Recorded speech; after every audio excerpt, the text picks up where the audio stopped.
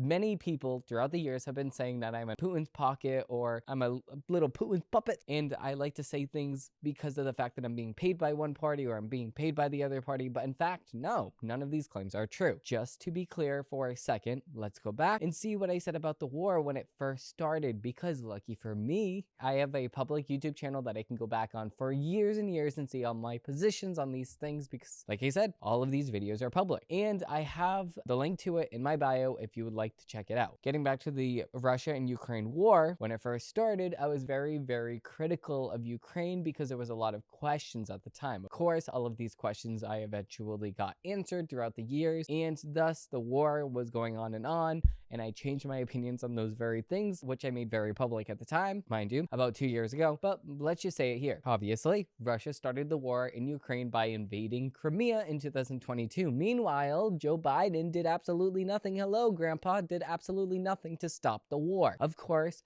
which made the war last even longer and longer until, 2025. This is the year that we're in. It's now 3 years after the war initially started, and Russia still does not want to come to the table for any agreements to take place. I fully agree with Ukrainian's President Zelensky that, in fact, Russia did agree to terms and conditions in the past, and he did not follow through with these things. I get it. This can be fact-checked, which I did, and I have the info here. This is exactly why I fully agree with Trump, because of the fact that he was not part of the deal. Trump is right. The President of the United States' job is to be friendly with both sides so they can come to an agreement, or at least wanted to be friendly on both sides, until the press conference with Zelensky, which we covered. Zelensky did not read the room at all. He read it completely wrong. If you want to know what not to do as a foreign leader, that's your example. What you do not do as a foreign leader is come to another country and demand that they start doing stuff for you, especially when Trump already had a plan in which he was going to discuss this and make changes if you allowed him to, or he allowed you to, behind closed doors. As for right now, Zelensky could have